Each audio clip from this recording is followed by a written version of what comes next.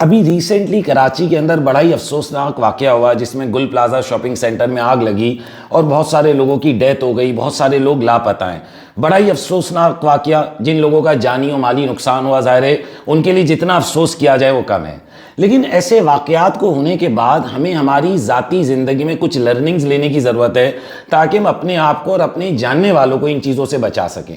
देखिए, इस वीडियो का मकसद कोई तनकीद करना नहीं है, इस वीडियो का मकसद सीखना है ताकि हम आइंदा के लिए अपने आप को और अपने करीबी लोगों को इन चीज़ों से बचा सकें। देखिए, हम तमाम लोग बहुत आसानी से कहते हैं कि भाई सरकार ने ये नहीं किया, गवर्नमेंट ने अपनी जिम्मेदारियां पूरी नहीं की। मैं उन तमाम बातों से एग्री करता हूं, लेकिन एक बड़ा अहम सवाल है कि हम तमाम लोग अपनी पर्सनल लाइफ में ये आग लगने के रिस्क को, ये अर्थक्वेक आने के रिस्क को, इन चीज़ों को कितना सीरियस लेते हैं। देखिए, जो गुल प्लाजा एसोसिएशन थी, ये प्राइवेट शॉपिंग मॉल था। इस मॉल के अंदर इतने सारे एग्जिट थे, लेकिन रात को 10 बजे उसमें से मेजॉरिटी एग्जिट्स बंद कर दिए जाते थे ताकि कोई चीज़ चोरी ना हो जाए, गैर ज़रूरी ग्राहक मजीद ना आए। लेकिन ये सब चीज़ें बंद करने के पीछे मकसद क्या था कि चीज़ों की चोरी बंद करने का अमल, ये चीज़ें आसानी से हो जाएं। लेकिन उस बीच ये कभी नहीं सोचा गया कि अगर कभी आग लग गई या कभी जलजला आ गया तो लोग कैसे बाहर निकलेंगे। शायद हमारी जिंदगियों में आग लगना एक छोटा रिस्क है, यानी इंसानी जान एक छोटा रिस्क है, जबकि हमारे माल की हिफाजत एक बड़ा रिस्क है। इसी तरह आप सोचें, हमारे तमाम लोगों के घरों में किचन है, उधर हमारे घर वाले खाना पका रहे हैं, उधर भी आग का इस्तेमाल हो रहा है। क्या हम तमाम लोगों के घरों में फायर एक्सटिंग्विशर होता है, फायर अलार्म होता है? और अगर किसी के घर में फायर एक्सटिंग्विशर होता भी है तो हम में से कितने लोगों को असल में वो चलाना आता है? आज से कुछ अरसा पहले, कोई मेरा हाल 1 साल से ज़्यादा अरसा हो गया, मेरी अपनी बहन के घर में आग लग गई थी। वो कुछ खाना पका रही थी, फ्राई कर रही थी और आग लग गई। लेकिन अब सवाल, हम तो पढ़े लिखे लोग हैं ना, हम तो गरीब लोग नहीं हैं, पढ़े लिखे लोग हैं, अफोर्ड कर सकते हैं। घर में कोई फायर एक्सटिंग्विशर नहीं था। उस तेल की आग को बुझाने के लिए पानी डाला गया तो आग और बढ़ गई। यानी इतनी ट्रेनिंग होना कि किस आग को कैसे बुझाना है। हमारी अपनी गाड़ियों में क्या कभी फायर एक्सटिंग्विशर होता है?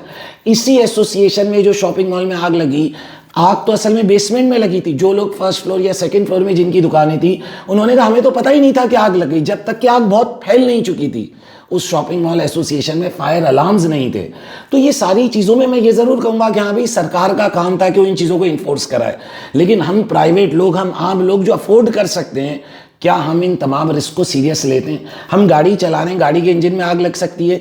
अक्सर आप दुबई वगैरह आए तो आपकी गाड़ी में फायर एक्सटिंग्विशर होता है, कभी अगर आग लगे तो उस आग को बुझाया जा सके। लेकिन हकीकत यह है कि कितने लोगों को फायर एक्सटिंग्विशर चलाना आता है। इधर मेरे घर के अंदर 2 फायर एक्सटिंग्विशर है, लेकिन सच ये है कि अगर कभी आग लग जाए तो शायद मेरे घर वालों से फायर एक्सटिंग्विशर उठेगा भी नहीं, चलाना तो दूर की बात। तो फायर अलार्म होना, एक्सटिंग्विशर आना, इन तमाम चीज़ों को सीरियस लेना बहुत ज़रूरी है। ऐसा ही हादसा आज से कुछ साल पहले, आपको याद होगा, बल्दिया टाउन में एक फैक्ट्री में हुआ था। हम उसके 50 रीज़न दें कि ये हुआ वो हुआ, लेकिन सवाल, उस फैक्ट्री में भी डेथ की सबसे बड़ी वजह ये थी कि जो खिड़कियां थी वो ग्रिल हुई भी थी और लोग जंप मार के भी बाहर नहीं जा सके। और ग्रिलिंग की वजह ये होती थी कि सामान चोरी ना हो जाए। भाई, अहम सवाल ये कि क्या सामान का चोरी होना बड़ा रिस्क है या आग लग जाने से इंसानी जान की डेथ हो जाना बड़ा रिस्क है? आज इस मॉल में बहुत सारे ऐसे लोग मारे गए जिनका कोई कसूर ही नहीं था।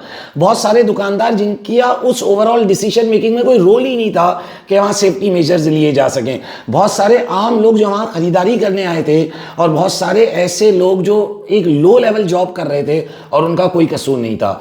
तो देखें, इस बात को समझें कि जहाँ हम बहुत आसानी से कह देते हैं कि सरकार का कसूर है, वहीं हमें यह भी समझना है कि चाहे किसी का भी कसूर हो, बट अगर कोई नुकसान हुआ मेरा या मेरे घर वाले का, तो तकलीफ किसे होगी?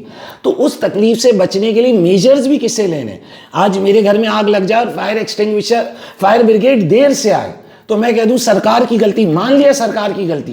लेकिन अगर मेरा घर वाला मर गया या कोई इंजर्ड हो गया तो उसकी तकलीफ तो मुझे होगी। तो उसके लिए हिफाजती तदाबीर, उसके लिए मेजर्स लेना हम सबकी जिम्मेदारी है।